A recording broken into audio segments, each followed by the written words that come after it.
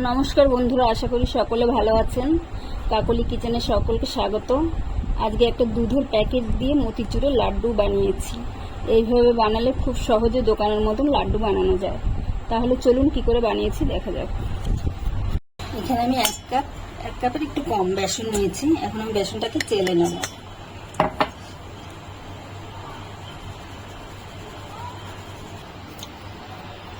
বেসনটাকে চেলে নিয়েছি। এখন অল্প অল্প জল দিয়ে এটাকে মেখে নেব।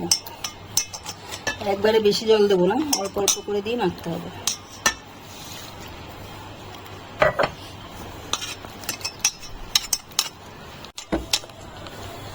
বেসনটাকে এখন এইরকম ঘনত্ব থাকবে। এখন আমি এটাকে ভালো করে ফেটিয়ে নেব। 5-7 মিনিট ধরে এটা ফেটাতে হবে। আমি 5-6 মিনিট ধরে ফেটিয়ে নিয়েছি। এখন আমি এর ভিতরে জল দেবো। একবারে প্রথমে বেশি জল দিলে ফেটানোটা ভালো হবে না, এই জন্য আগে আমি ফেটিয়ে নিয়েছি। এখন এর ভিতরে জল দেবো, আরো অল্প অল্প করে জল দেবো।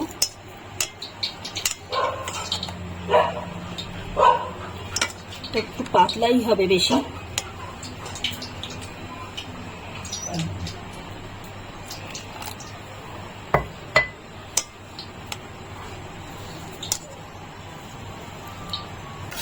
ব্যাটারটা আমার গোলা হয়ে গেছে। এই দেখুন, চামচের এরকম নিয়েছি, চামচের গায়ে এরকম হালকা ভাবে একটা লেয়ার পড়বে। খুব ঘন না, কিন্তু দেখা যাচ্ছে নিচটা হালকা একটা লেয়ার পড়বে। এরকম অবস্থা হলে ঠিক আছে। তার মানে আমি একটা দুধের প্যাকেট নিয়েছি, ভালো করে পরিষ্কার করে ধুয়ে নিয়েছি। এখন আমি এই গ্লাসের মধ্যে দুধের প্যাকেটটা দিয়ে দিচ্ছি। এখন আমি ব্যাটারটার মধ্যে ঢেলে নেব।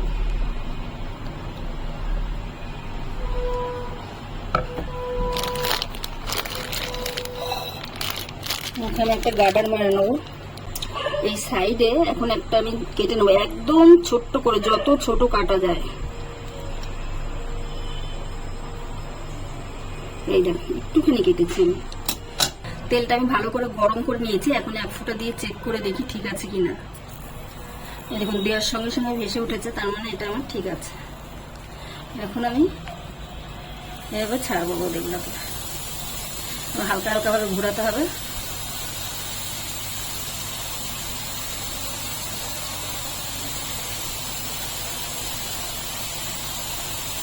প্রত্যেকটা বোঁদে আমার গোল গোল হয়েছে, খুব সুন্দর হয়েছে, একটাও লেজ টেজ বেরায়নি।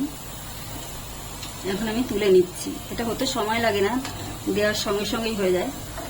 এখন আমি তুলে নিয়ে একটা চালনির মধ্যে দিয়ে দিচ্ছি, এক্সট্রা তেলটা ঝরে যাবে। আবার ছাড়ছি আমি। কোনো চাপ দেওয়া যাবে না, হালকা ভাবে ধরে রাখতে হবে। চাপ দিলে ভালো হবে না। প্রথমে তেলটাকে ভালো করে গরম করে নিতে হবে, তারপর বোঁদেটা ছাড়ার সময় মিডিয়ামে করে দিতে হবে। হালকা হাতে এরকম ঘোরাতে হবে। একটা কথা বলতে ভুলে গেছি, যে তেলে বোঁদেটা করবেন সেটা ব্যবহার করা, প্রথমে 1-2 বার ব্যবহার হয়ে যাবে। সেই তেল দিয়ে করলে বোঁদেটা ভালো হয়। আমি এই তেল 2-1 বার আগে ব্যবহার করেছি, সেই তেলটাই দিয়ে আবার করছি। মিহিদানাগুলো আমার বানানো হয়ে গেছে। দেখুন, প্রত্যেকটা গোল হয়েছে, কোনোটা লেজ বেরায়নি, খুব সুন্দর হয়েছে। এইভাবে বানালে খুব তাড়াতাড়ি হয়ে যায়। আমি 1 কাপের একটু কম চিনি দিলাম। যতটা চিনি দিয়েছি জলও ততটা দিলাম। এবার চিনিটাকে গালিয়ে নেব। শুধু চিনি গলে যাওয়া অবধি অপেক্ষা করব। চিনি আমার গলে গেছে। এখন আমি এর ভিতরে সামান্য একটু ফুড কালার দিয়ে দিচ্ছি। ফুড কালার দিয়ে ভালো করে নেড়ে নেব। তারপরে মিহিদানাগুলো ছেড়ে দিচ্ছি। এখন আমি 2-3 মিনিট এইভাবে জাল দিয়ে নেব।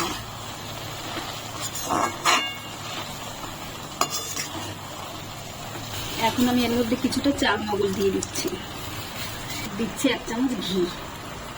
ভালো করে মিশিয়ে নেব। দেখুন, এখন একটু জল জল আছে, হালকা জল জল। এই অবস্থায় আমি গ্যাসটাকে অফ করে দেবো। অফ করে এটাকে ঢেকে 1/2 ঘন্টার জন্য রেখে দেবো। যে আমি 1 ঘন্টা ঢেকে রেখেছিলাম, এখন পুরো রসটাই টেনে নিয়েছে। দেখুন, এখন আমি লাড্ডু বানাবো।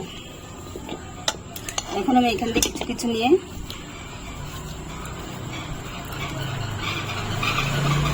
চেপে চেপে গোল গোল করে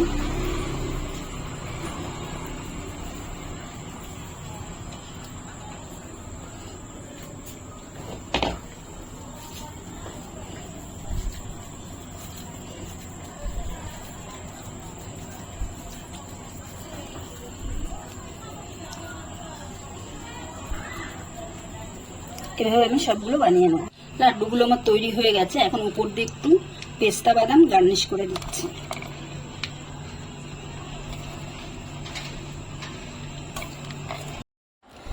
রেসিপিটা আমার তৈরি হয়ে গেছে। আমি এখন একটা ভেঙে দেখাচ্ছি কেমন হয়েছে। দেখুন একদম দোকানের মতন হয়েছে। ভিডিওটি যদি ভালো লাগে তাহলে একটা লাইক করবেন, সাবস্ক্রাইব করবেন এবং কমেন্ট করবেন।